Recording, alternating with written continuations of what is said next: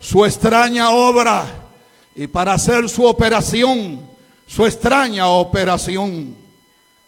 Y le digo a usted esta palabra: pero tú, siervo mío eres, tú a quien yo escogí, descendencia de Abraham mi amigo, porque te tomé de los confines de la tierra y de tierras lejanas te llamé y te dije, mi siervo eres tú, te escogí y no te deseché.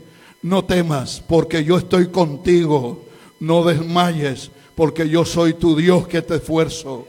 Siempre te ayudaré, siempre te sustentaré con la diestra de mi justicia. He aquí, todos los que se enojan contra ti serán avergonzados y confundidos.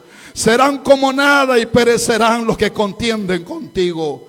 Buscarás a los que tienen contienda contigo, a los que te hacen guerra, y no los hallarás. Serán como nada y como cosa que no es aquellos que te hacen guerra, porque yo, Jehová, soy tu Dios, quien te sostiene de tu mano derecha y te dice, no temas, yo te ayudo. Hace unos años atrás me sentía sobreabrumado. Tenía que atender bastantes iglesias en un territorio geográfico grande, en época de subversión terrorista, zona donde hay muchos desastres naturales, muchos accidentes, muchos abismos, mucha muerte. Y visitaba las iglesias en el ayuno de pastores y de obreros, entre pastores y obreros locales, nos reuníamos 180. Y yo estaba a cargo. Y cada uno de ellos me contaban sus problemas, sus luchas, sus batallas, sus situaciones que tenían con la radio de la obra, con el canal, sus situaciones matrimoniales y de ciudad en ciudad. Y yo me echaba la carga encima de una iglesia y de un pastor. Y ahí la del otro pastor y la del otro y del otro, del otro, del otro y del otro, del otro. Y los terroristas que me decían que tenemos que salir con todos los pastores porque nos van a matar a todos. Y las cargas económicas. Y mi esposa enferma de muerte. Y mi hijo grave. Todo encima, hermano. Guerra por todos lados. Persecuciones. Amenazas. Yo sentía que ese peso me estaba aplastando, hermano. Me sentía sobrecargado. Me sentía, hermano, que no podía. Y entonces convoqué un ayuno de 3 días. Un ayuno de 3 días con todos los pastores en mi iglesia. Yo no le decía a mi esposa la carga que tenía encima, el peso que tenía encima. A ningún hermano ni a ningún obrero. Pero estaba internamente bajo una presión, afligido, angustiado. Y no podía llevar esa carga. Sentía que me estaba aplastando demasiado. Y estando en ese ayuno con los pastores en el templo, solo Dios lo sabía. Yo le decía, Señor, yo no puedo con la carga, esta carga me está aplastando. Yo estoy llevando, mire, el problema de esta iglesia, problema de enfermedad, problema de este y de este y de este y de este y de este. Mire la cantidad. Nadie lo sabía. Pero ¿sabe qué? Dios lo sabe todo. Y era el último día de los 3 días. Dije a los pastores que se pongan de pie. Comenzaron a alabar a Dios. Y había un pastor en la parte de atrás que no sabía nada, que había venido del interior de la selva, del bosque. Y comenzó a danzar allá atrás. Y danzando vino hacia adelante y se paró donde yo estaba. Y comenzó a hablar en otras lenguas. Y luego comenzó a interpretar las lenguas en el castellano. Y Dios, hablando por su boca, me dijo con un tono de autoridad y aún de reprensión, me dijo, tú no eres el que lleva la carga de mi obra, soy yo el que lleva la carga de esta obra. Y en ese momento, hermano, ese peso que yo sentía que me agobiaba, se fue. Me vino una fuerza, me vino un gozo, me vino una fe, me vino un regocijo tremendo. Porque yo me sentía aplastado, porque yo era el que me metía la carga. Pero la carga con esta espaldita que tenemos los hombres, Esta carga no hay quien la resista. La carga la lleva la espalda musculosa, vigorosa del Cristo resucitado. Dele palma y alabanza al Dios del cielo.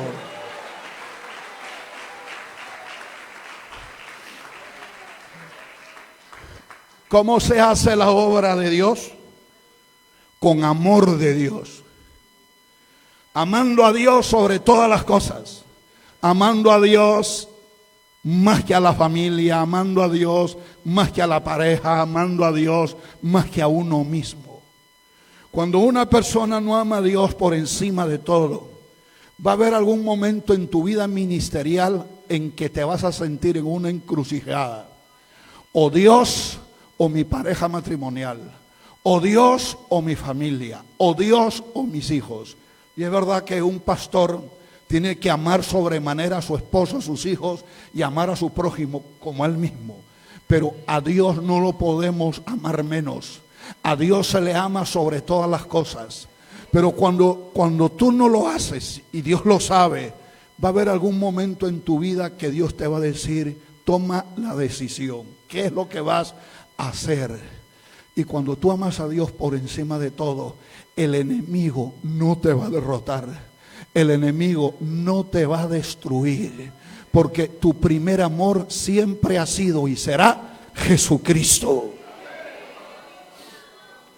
A veces tu propia pareja matrimonial se levanta contra ti. A veces tu propia pareja matrimonial es la que te ofende más. A veces tu propia pareja matrimonial no te ayuda, no te apoya. Y uno tiene esa lucha y ese sufrimiento como que te está desangrando y te está debilitando. A veces son los hijos que se rebelan, no quieren buscar a Dios, no quieren consagrarse y hasta comienzan a tomar decisiones vergonzosas. Y eso comienza a golpear tu vida. La carga económica, el dinero no alcanza, te sientes solo, ves como que nadie te ayuda, te sientes que te asfixias y eso te está desangrando. Desconsideración, maltrato sufres, humillaciones y una serie de cosas negativas. Todo eso te va desgastando y te va debilitando, hermano. Y lo único que te va a dar el soporte es que tú ames a Dios por encima de todo. Que tú ames al Señor por encima de todo. Cuando usted ama más a alguien o algo, cuando ese alguien o ese algo te falla, te vas a caer. Pero Cristo nunca te va a fallar. Cristo no te va a dejar. Cristo no te va a abandonar. ¿Cuántos adoran a Dios? ¿Cómo se hace la obra de Dios? Amando al perdido del mundo, pero también amando tiernamente a la oveja del Señor. El que trabaja en la viña del Señor lo hace con amor y por amor, con buenas motivaciones. Hay quienes se meten a la obra de Dios para hacer dinero. Se meten a la obra de Dios para figurar, para impresionar, no con buenas motivaciones. Lo único que tiene que motivarnos a hacer esta obra de Dios es la salvación de las almas perdidas. La obra, hermanos, sin amor es imposible la armonía con Dios. Es imposible la armonía con los otros compañeros en el ministerio. Es imposible la armonía con la propia iglesia y aún con los hombres. A veces no hay la armonía, hermano. Lo que hay es desarmonía. A veces una aparente unidad, una aparente armonía y una sonrisa que no es real, hermano. Porque detrás de esa sonrisa y ese saludo, que Dios te bendiga, sangra el corazón. Y hay divisiones internas y hay una frialdad y un líder que tiene discordancia con el otro líder. Se soportan, se aguantan, pero no se aman. Y eso lo ve Dios. Eso entristece el corazón de Dios. Eso es lo que está mermando mucho la manifestación del Espíritu Santo. Acuérdense que el detonante para que la gloria de Dios pentecostal descienda era, hermano, no solo la oración persistente, sino la unidad. Dice, y cuando estaban unánimes juntos, Eso hablaba que había una armonía auténtica, no una unidad superficial, no una unidad. Y a veces, hermano, existe eso. Qué lástima que alguien se te acerque y te abrace y te diga Dios te bendiga, pero a tu espalda habla mal de ti, habla mal de tu esposa. Qué lástima, qué tristeza y qué dolor, que en lugar de darte la mano y mirarte a los ojos y decir y esas palabras a veces de halago no son sinceras, hermano. A veces hay esas palabras bonitas, pero a la espalda hay desprecio y vituperio. Hermano, si no hay amor, se acaba la obra de Dios. Si no hay amor, no duraremos. Si no hay amor, nos vamos a agarrar a puñetazos y a patadas. No, yo no odio, yo no peleo, pero tampoco amas, solo aguantas. No hay una guerra abierta, pero hay una guerra fría. La obra de Dios no es otra cosa que la obra del amor del Señor materializada a través de buenas obras a los demás. Mi pastor nos enseñaba, ¿cómo puedes decir que tú eres un ministro que amas si tu compañero en la obra está pasando sufrimiento y lo sabes? Su esposa está enferma, su economía está muy baja y tú no le ayudas. Y le dice, ay, mi hermano, ¿cómo te amo? Y si lo amas, ¿por qué no lo ayudas? Si lo amas, ¿por qué no sacas, por qué no metes la mano a la billetera y le das? Y tu hermano está llorando, tu hermano está sufriendo. Los leones se han lanzado contra él para comerle y tú no intervienes. Hay un egoísmo. Él tiene que pelear su batalla, él tiene que luchar. No, hermano. La batalla de mi hermano es mi batalla. La guerra de mi hermano es mi guerra. El sufrimiento de mi hermano es mi sufrimiento. Qué lástima cuando un compañero está siendo perseguido, está siendo golpeado. Y tú te mantienes al margen, hermano. Como que dices, eso no es mi guerra, ese no es mi problema. Que él solo se defienda. ¿Sabe por qué Dios escogió a Moisés? Porque Moisés, cuando veía al abusivo maltratar al pequeño, Moisés se intervenía. Moisés se metía a defender al que estaba siendo oprimido. Y hasta se le pasó la mano y lo mató. Y por eso perdió todo, por eso lo botaron de Egipto, por eso perdió su lugar en ese imperio faraónico. Todo fue por ayudar al que estaba siendo maltratado.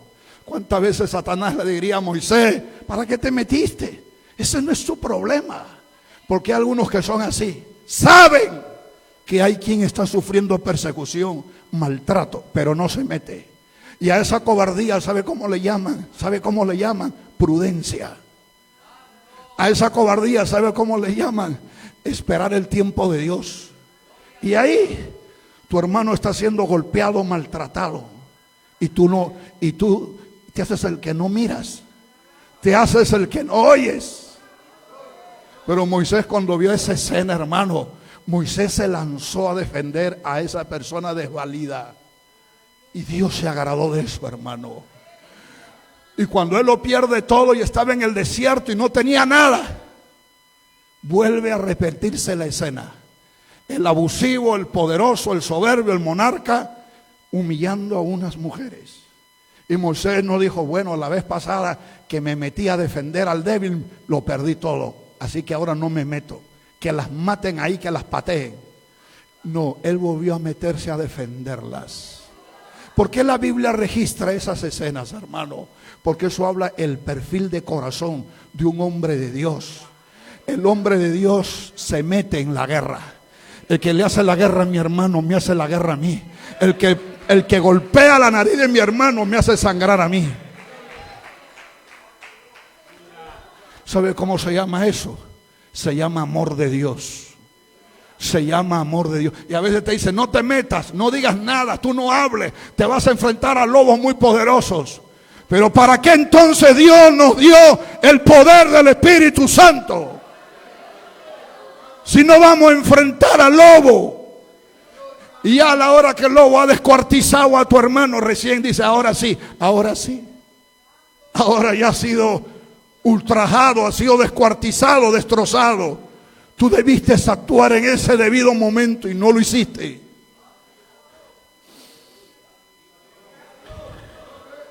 El amor de Dios, hermano. Mi pastor nos decía, ¿cómo tú puedes decir que amas la obra de Dios y no amas a tu compañero en la obra? El que está más bendecido económicamente, el que está más bendecido numéricamente, debe de ayudar a los que están más abajo, los que están pasándola difícil. Eso se llama amor de Dios. Bendito sea el Señor. Llorando con los que lloran, riendo con los que ríen. Fui a atender como oficial de la obra en aquellos tiempos, secretario, una iglesia que había estado muy próspera y se estaba vaciando y vaciando. Y todos nos preguntamos, pero ¿por qué? Si el pastor que ha entrado es hasta más teológico que el otro, conoce Biblia, tiene una forma de hablar que sale hasta por la televisión, y no entendemos. Y entonces cuando llegamos a esa zona de campo, buscábamos respuestas por qué la obra se estaba vaciando, hasta que una campesina sencilla me dice algo que me estremece y me dijo: Pastor Eduardo, aquí en esta obra no necesitamos un teólogo, necesitamos un padre. El pastor que estuvo antes era nuestro padre, nos trataba como hijos, nos abrazaba como hijos, se preocupaba por nosotros, lloraba con nosotros, reía con nosotros, nos atendía, nos reprendía duro como padre. Pero el nuevo que ha llegado, él entra con su maletín, da su discurso, su palabra tan profunda, con hermenéutica, apologética, exegesis, con griego, hebreo, arameo, checoslovaco. Acaba de predicar y se va. Es frío, no nos trata. Nosotros no necesitamos un teólogo, necesitamos un padre. Mire, mi pastor Rodolfo ha sido un hombre muy enérgico y extremadamente exigente, hermano. Y él nos trataba con bastante fuerza y rigor, porque él nos decía: si yo los trato a ustedes con mano blanda, ustedes van a ser débiles. Tengo que tratarlos con exigencia para que se hagan fuertes, porque la obra no es para débiles. La obra es para gente fuerte, para gente guerrera. Si yo les hablo suave, ustedes van a ser unos blandengues. Tengo que hablarles fuerte para que sean de hierro, para que resistan la batalla. Yo no los estoy entrenando para pelear, los estoy entrenando para ganar. Y era un hombre, hermano, muy enérgico. Pastor Rodolfo nos decía cuando llegamos: acá no me venga tú que tú eres predicador, teólogo, que tú eres. ¿Cuántas almas has ganado? No me palabré, decía.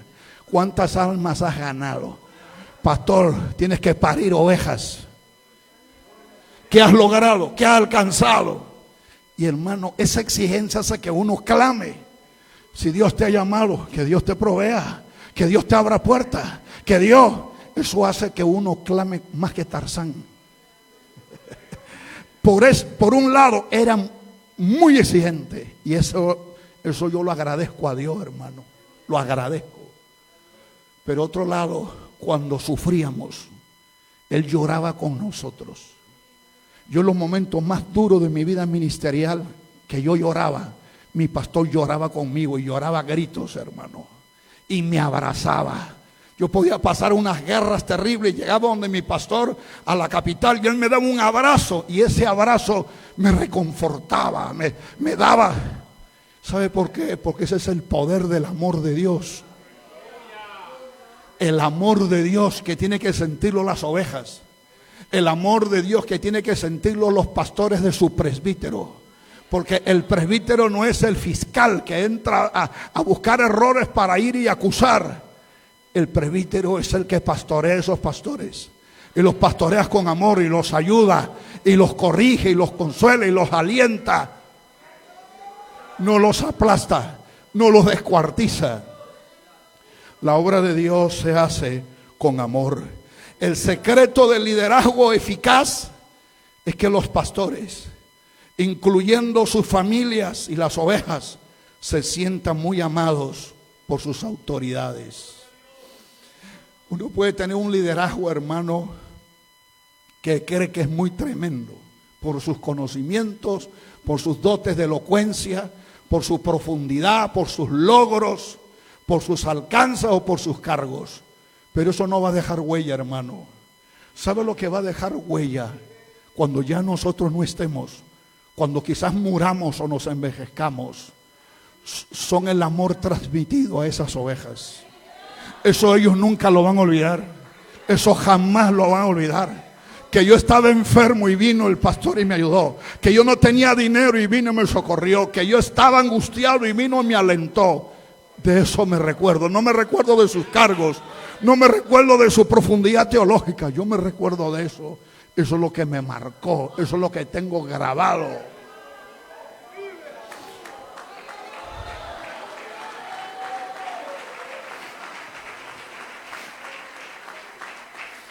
Mire, hay pastores e iglesias que tienen sana doctrina y felicitaciones por eso.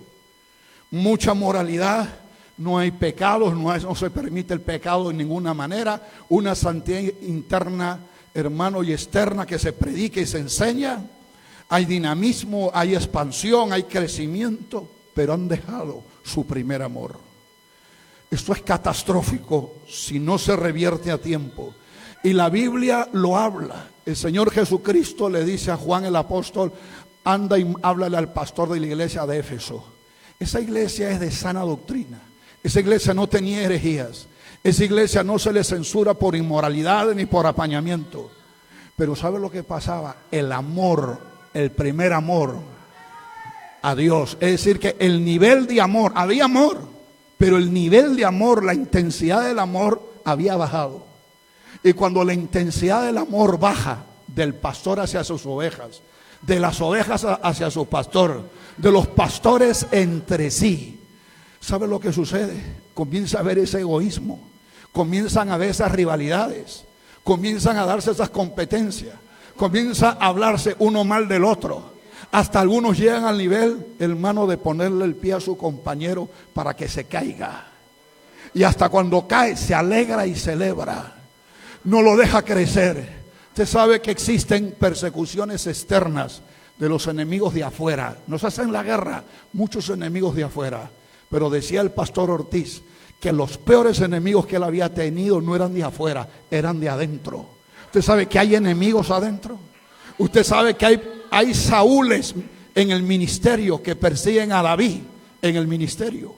Y cuando ven que Dios comienza a usar a un joven, a un hermano, a un compañero en la música, en la predicación, en lugar de gozarse, le declaran guerra. Le ponen el pie para, si está subiendo, le ponen ahí, para que no suba. Ven la manera de difamarle, de embarrar su testimonio, de dañarlo, de tratarlo mal. Ven la manera. Usted sabe que se llama la operación Urías. Operación es un plan militar. Y el rey David hizo algo llamado Operación Urías. Y David era la autoridad espiritual y militar. ¿Y qué es lo que hace?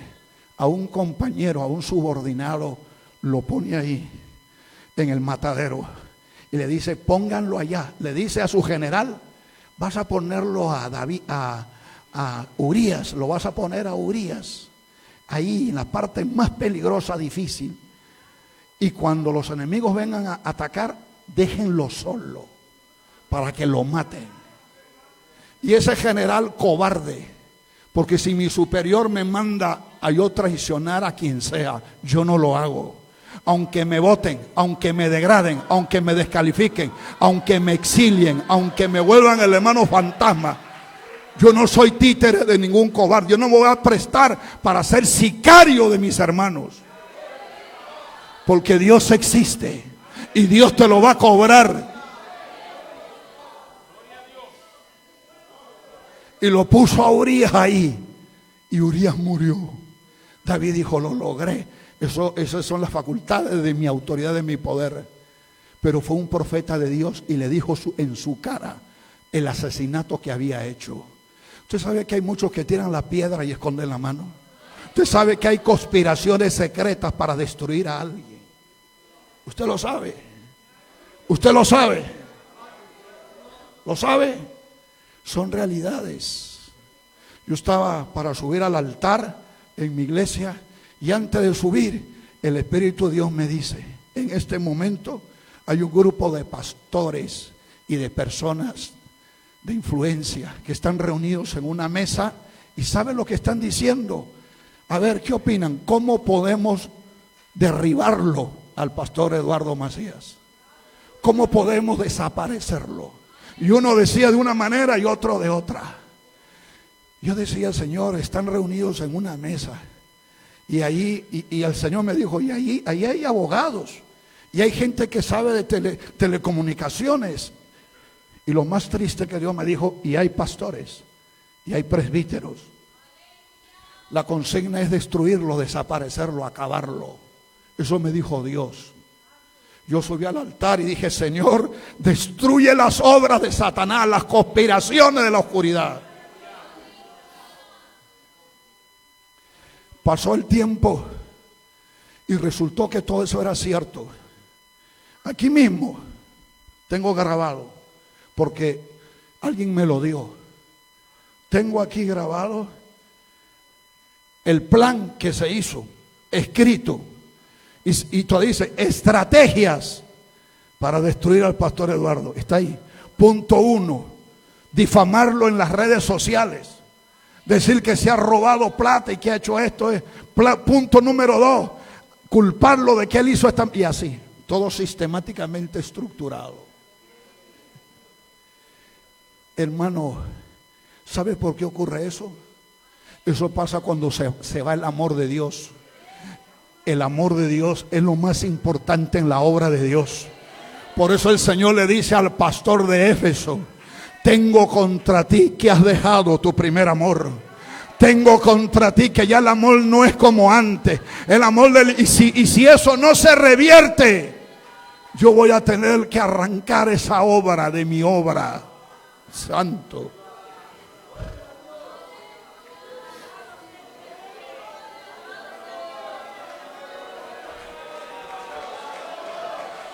Dice la palabra de Dios, un mandamiento nuevo os doy, que os améis unos a otros como yo os he amado. Y en esto conocerá el mundo que son mis discípulos, en que os améis unos a otros como yo os he amado. Jesús dijo, todo reino dividido contra sí mismo es asolado, y toda ciudad o casa dividida contra sí misma no permanecerá. ¿Y qué es lo que divide? ¿Sabe lo que divide más que la herejía? ¿Sabe lo que divide más que todo? Es la falta de amor, hermano. Dice la Biblia, para que no haya desavenencia en el cuerpo, no haya división en la iglesia, sino que los miembros todos se preocupen los unos por los otros, de manera que si un miembro padece, todos los miembros se duelen con él. Y si un miembro recibe honra, todos los miembros con él se gozan. En la pandemia en el Perú la crisis fue espantosa, hermano. Es el país donde ha habido más muertos del mundo y más sufrimiento. La cantidad de muertos y de parálisis económica espantoso. Yo estaba orando, hermanos, porque tenía que pagar una deuda enorme y no tenía nada. Y la pandemia era cruel. Y me suena el teléfono y lo contesto y era un presbítero. Y me dice, Pastor Eduardo, estoy con una deuda terrible, una necesidad terrible. Y yo decía, ¿a quién le quieres pedir todavía? Yo estoy peor que tú. Y él me decía, y le dije, hermano, no puedo, si yo mismo estoy acá de rodillas para que Dios me provea, porque tengo una super deuda. Tu deuda comparada con la mía no es nada, pero hermano, estoy angustiado, desesperado. Varón, no puedo. Y entonces colgué. Y el Señor me hace entender, me dice, mira, tú el poquito dinero que tienes, no vas a poder solucionar tu problema. Pero si tú se lo das a Él, Él soluciona su problema. Y se va a alegrar. Y entonces le devolví la llamada. Le digo, varón, te voy a mandar todo el dinero que tengo y soluciono tu problema. Él se alegró, se consoló. Y yo seguía aplastado con mi sufrimiento y mi deuda. Pero de ahí recibí una llamada y Dios me puso un redentor que pagó una deuda de miles de dólares, hermano. Porque el que ayuda a su hermano, Dios lo ayuda.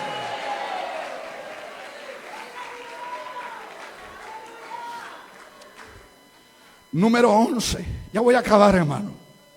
¿Cómo se hace la obra de Dios? Con la dirección y estrategias genuinas de Dios. Con estrategias y dirección genuinas de Dios. Porque a veces uno dice, Dios me ha dicho, Dios me ha mostrado, Dios me ha revelado, Dios dice que hay que hacer así. Y Dios dice, yo no te he dicho nada, yo no te he revelado nada. Eso es lo que tú crees, eso es lo que tú estás diciendo. Mire, la diferencia entre muchos concilios religiosos que han perdido su esencia, su perfil, su forma y su rumbo. La diferencia de esos concilios que están deformados, dañados, caídos. Y la verdadera obra de Dios es que esta última, la obra de Dios, es dirigida no por capricho humano, sino por la misma persona del Señor Jesucristo. Siempre todos andando bajo la nube de la gloria de Dios. La nube iba para acá, para allá iba. La nube iba para allá iba. Siempre sometidos a su plan eterno y perfecto del Señor. Dile a mi pueblo que marche, le dijo el Señor a Moisés, y así lo hizo. Dejemos, amados hermanos, que Dios escoja a los que se van a bautizar en las aguas. Que Dios escoja a los que van a liderar al pueblo del Señor. Que Dios escoja a los que van a pastorear al rebaño y a los que nos van a presidir. Hermano, tenemos que dejar que Dios los ponga. Que sea real eso que se dice siempre. Y Dios lo puso y Dios lo levantó, pero que sea auténtico. Que Él, el Señor, y solo Él, sea el que reconozca y promueva a los pastores.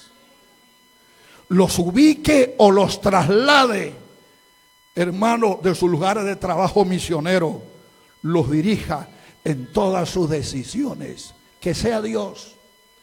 Yo le decía a mi pastor Rodolfo, pastor, en mi presbiterio quisiera hacer unos cambios de pastores de una iglesia a otra.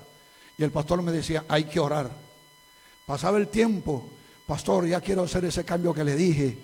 Hay que orar, me volvía a decir, pastor, hasta que un día me paró de cabeza. Pastor, para hacer un cambio por ahí, ya te he dicho que para hacer los cambios hay que orar mucho. Porque los cambios en la obra no lo hace el hombre, lo tiene que hacer Dios. ¿Y sabe lo que me dijo?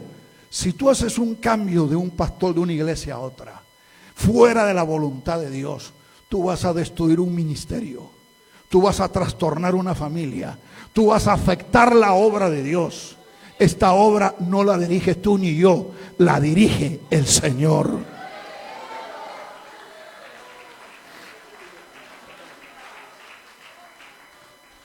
Que Él, y nada más que Él, sea el que haga nuestros planes de trabajo.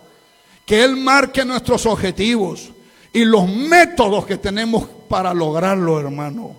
La obra de Dios no se hace con las estrategias personales, sino con las estrategias del Señor.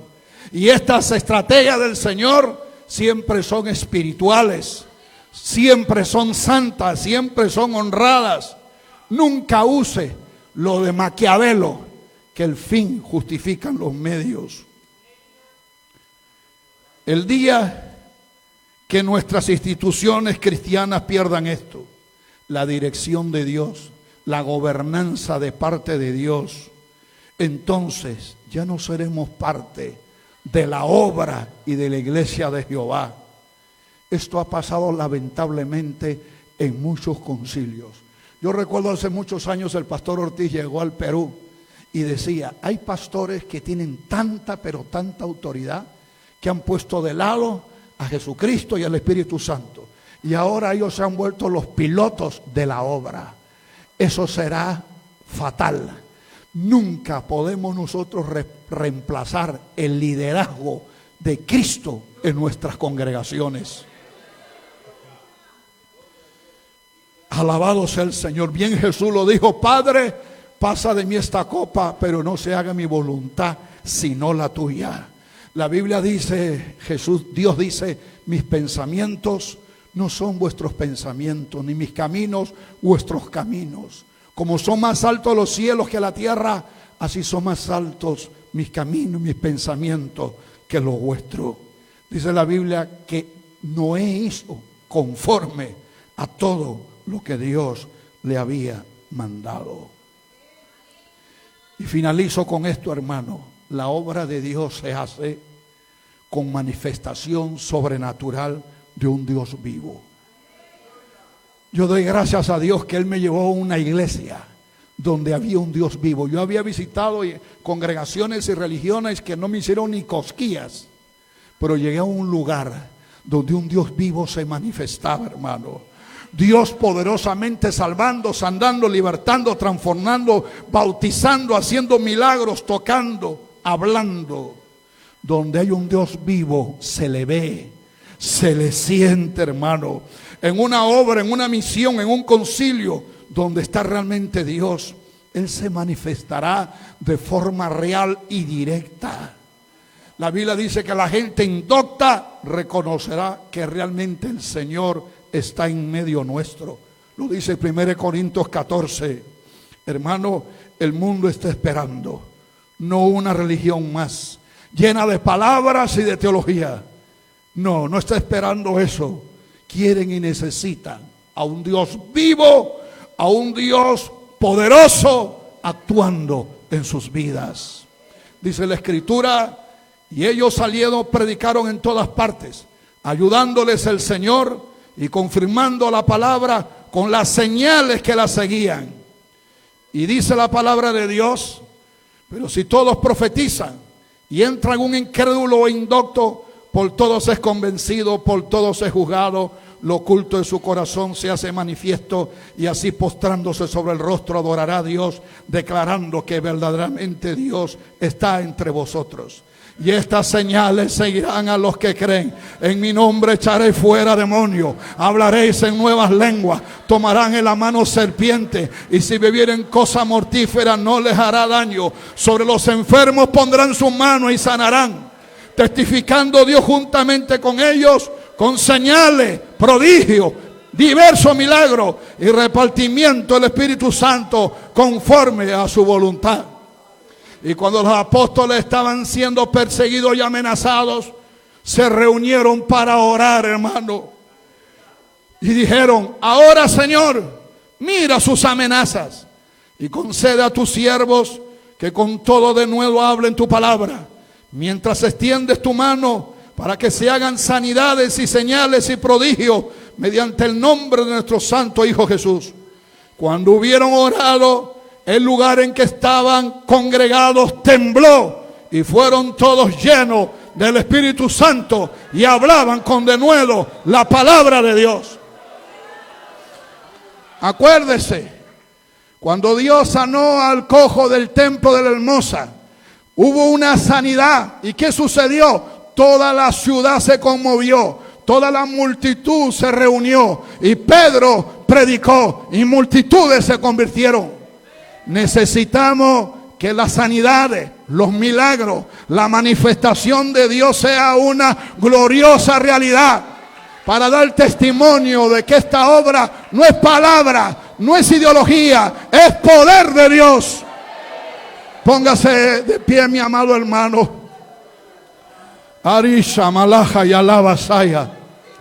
Arima lasha malaja y alay. Hoy samalewa y ajandoaya.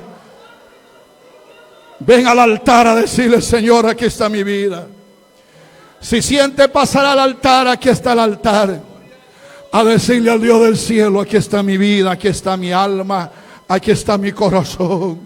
Señor, yo necesito ese poder, yo necesito ese respaldo, esa presencia.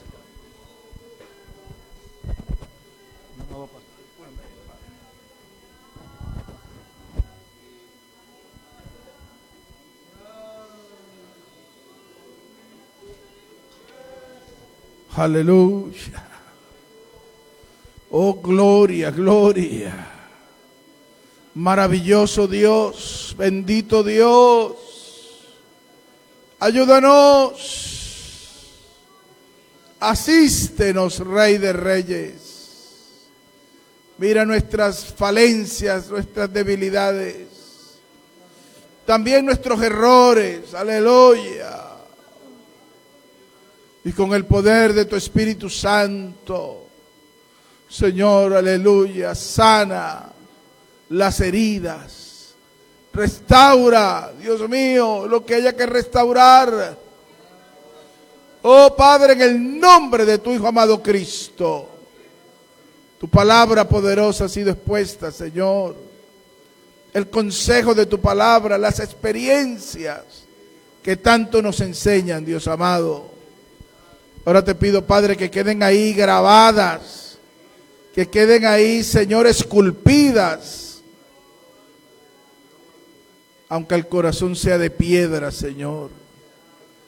Que tu poder labre la piedra, que el cincel de tu palabra, el martillo de tu palabra, Señor, grabe en nuestros corazones nuestras más profundas necesidades como pastores, como obreros, Señor amado.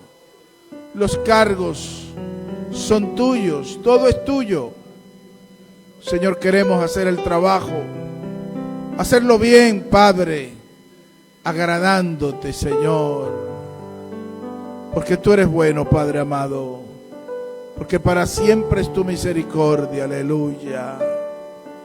Señor, ayúdanos a reflexionar, que no lo tomemos como un culto más, que lo tomemos como una alerta máxima, como un SOS, como una señal de auxilio. Señor, desde aquí, Señor, en este pequeño rebaño, Señor, que formamos el bloque A de Europa, Padre, te rogamos que visites esta viña y que trates con cada uno de nosotros, Señor amado. Llénanos de ese amor, Padre, ese amor matrimonial, ese amor familiar, ese amor ministerial, ese amor por engrandecer tu nombre, Padre. Quita todo lo que está, toda la escoria que está estorbando, todo lo que está estorbando, quítalo, Padre. Señor, y libra, si hay, Señor, en el campamento, Señor, peligros de caer al abismo, de caer, de tropezar. Señor, libra, Padre, a tu pueblo, libra a tus hijos. Si hay heridas ocasionadas por falsos pastores, por hombres infiltrados como pastores, que han hecho daño, que han golpeado con envidia y con maldad, sana los corazones, Padre. Sana las heridas. En el nombre de Jesús, ayúdanos acá a reflexionar, pero sobre todo a reconocer. Porque cuando reconocemos, se abren muchas oportunidades. Líbranos, Padre, de no ser una mala historia en el recuerdo de otros, sino una historia de consolación, de fortaleza, de compañerismo, de amor, de unidad, de respeto mutuo, de respeto a la dignidad de las personas. Guárdanos, Jesús, líbranos, ayúdanos, para poder ser canal de bendición para tantas almas que desfallecen, Padre. En el nombre de tu Hijo amado Cristo, reprendemos toda opresión del diablo y los demonios, toda influencia de maldad y de opresión, todo principado, todo príncipe de Persia, de Grecia, todo lo que se opone, todo lo que turba, todo lo que confunde, sea reprendido en el nombre de nuestro Señor Jesucristo. Señor, gracias por tu Hijo. Síguelo usando. Bendícelo, guárdalo, su esposa, su familia, su llamado, su ministerio, sus grandes batallas. Señor, gracias, porque le diste la victoria y se la seguirá dando. Gracias por cada pastor, por cada obrero, por cada colaborador, por cada esposa de pastor, por cada hijo de pastor, cada hija de pastor, que han llevado desde niños cargas tremendas. Por favor, Señor, consuela, fortalece y bendice a tu pueblo. Gracias, Jesús. Gracias, Señor. Gracias, Espíritu Santo. Gracias. Gracias. Porque tu palabra es la palabra de un Padre amoroso que no quiere ver a ningún pastor caído, a ningún colaborador caído, a ningún siervo lleno de altivez, de orgullo, de soberbia. No, sino hombres mansos, humildes, fieles, leales, ejemplos, no solamente de la Grey, sino de su ciudad, de su país, ejemplo de esta obra, Padre. Gracias, Espíritu Santo y fuego. Gracias. Amén. Denle un aplauso al Rey, hermano. Salúdese con mucho gozo. Salúdense, compañeros, amigos, con ese saludo fraterno. Gloria a Dios. Matrimonios, familias, todos estamos recibiendo una palabra edificante, una palabra que nos confronta para mejorar y para ser ejemplos de estos tiempos peligrosos, de estos tiempos finales. Oh, aleluya. Y antes de pasar a nuestro pastor Francisco para dar los anuncios de esta noche, vamos a hacer una oración por la esposa de nuestro pastor Alexander, la pastora Estefanía, que se ha visto un poco quebrantada de salud. Vamos a presentarla al Señor. ¿Cuántos quieren orar por ella? Oremos con fe poderosa, para que Dios le dé la sanidad y la levante pronto de este ataque. Hermano, este lugar ha sido, desde que lo empezamos a ver como una posible propiedad, han habido mucha oposición, muchas batallas. Pero finalmente Dios nos los ha entregado. Ahí las tinieblas están dando patadas de ahogado, pero están vencidos. Satanás está vencido. Este lugar es, hermano, casa de Dios y puerta del cielo.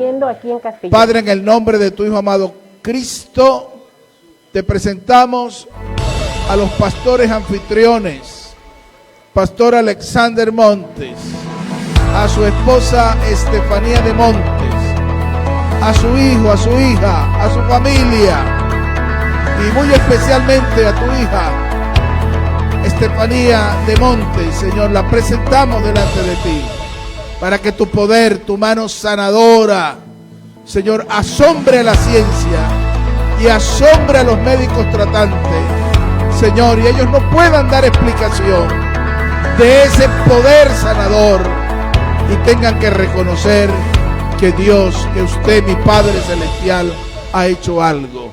Invocamos tu nombre, eterno y sabio Dios. Invocamos tu nombre unidos en oración a favor de la salud de tu hija, en el nombre de nuestro Señor Jesucristo. Amén. Denle un aplauso al Rey.